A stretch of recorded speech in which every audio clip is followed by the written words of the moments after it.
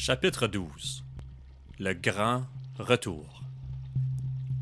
À peine un mois passé, Jonathan leur fit savoir que le moment était venu de s'en retourner tous vers le clan. « Nous ne sommes pas prêts, » objecta Henry Calvin le goéland. « Nous serons mal reçus, nous sommes des exclus. Comment pouvons-nous aller là où nous ne sommes pas les bienvenus? Nous sommes libres d'aller où bon nous semble et d'être ce que nous sommes, » répondit Jonathan, en décollant du sable et mettant le cap à l'est vers les territoires du clan. Une brève angoisse étreignit ses élèves, car, selon la loi du clan, un exclu ne doit jamais revenir au sein du groupe et jamais, en 10 000 ans, cette loi n'avait été transgressée. La loi leur ordonnait de rester. Jonathan leur demandait de l'accompagner là-bas. Ils volaient déjà à 1500 mètres du rivage. S'ils hésitaient plus longtemps à le suivre, ils allaient devoir affronter, seuls, une communauté hostile. Ma foi, après tout, si nous n'appartenons pas à la communauté, pourquoi obéir à sa loi? Dit Fletcher, embarrassé. En outre, s'il y a bataille, nous serons plus utiles là-bas qu'ici. Ils arrivèrent donc de l'ouest, ce matin-là, formés en double losange de parade, rémiges encastrés. À 200 km/h, ils survolèrent la plage du conseil du clan. Jonathan en tête, Fletcher à son aile droite, Henry Calvin le tint crânement pour maintenir sa position à gauche. Puis, toute la formation passa lentement sur le dos, par la droite, comme un seul et unique oiseau, puis redressa, puis roula une seconde fois, puis à nouveau revint en palier, tandis que le vent les fouettait tous.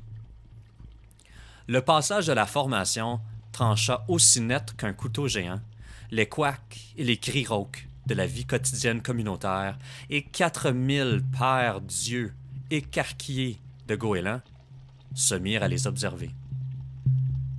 Un à un, chacun des 8 intrus décrivit un looping serré qui s'acheva en fin de boucle sur le sable par un atterrissage de précision. Pattes tendues, parfaitement amorties. Puis, comme si ce genre d'exercice appartenait à la routine, Jonathan le goéland entreprit la critique du vol effectué. « Tout d'abord, dit-il avec un sourire narquois, vous avez tous un peu ramé au rassemblement. » La nouvelle se répandit dans la communauté comme une traînée de poudre. « Ces oiseaux sont des exclus. Et ils sont revenus. Et cela est impensable. » Les prophéties de Fletcher, l'éventualité d'un affrontement, s'évanouirent dans la confusion générale du clan. « Oui, d'accord, ce sont des exclus, » dirent certains parmi les goélands les plus jeunes. « Mais alors, où ont-ils appris à voler comme cela? » Le message de l'ancien mit près d'1 heure à faire le tour de la communauté. « Ignorez-les. Tout goéland qui parlera à un exclu sera exclu lui-même. Tout goéland qui regardera un exclu sera en infraction avec la loi du clan. » Désormais, Jonathan ne vit plus que des dos gris tournés vers lui, mais ne parut pas les remarquer. Il tint ses séances d'entraînement juste au-dessus de la plage du conseil et pour la première fois, poussa ses élèves jusqu'à la limite de leurs possibilités, et même au-delà. « Martin le goéland! » s'écria-t-il à travers l'espace. « Tu prétends savoir ce qu'est le vol lent? Eh bien, tu ne sais rien du tout tant que tu ne m'as pas prouvé le contraire. Vole! » C'est ainsi que le petit Martin William le goéland, piqué au vif par les sarcasmes de son maître, s'étonnant lui-même, devint le magicien du vol lent. Dans la brise la plus légère, il parvenait à incurver ses rémiges, de façon à s'élever, sans un seul battement d'aile, du sable au nuage, puis à revenir à son point de départ. Charles Rolland, le goéland, se fit porter par les ondes du grand vent de la montagne à plus de 7000 mètres d'altitude, et, bleui par le froid de l'air raréfié redescendit, éberlué et ravi, résolu à monter plus haut encore le lendemain. De même, Fletcher le goéland, qui, plus que tout autre, aimait la voltige, réussit son tonneau vertical à 16 facettes, et le jour suivant, le couronna d'un triple déclenché vertical, ses plumes blanches étincelant aux rayons du soleil, au-dessus d'une plage d'où plus d'un œil furtif l'observait.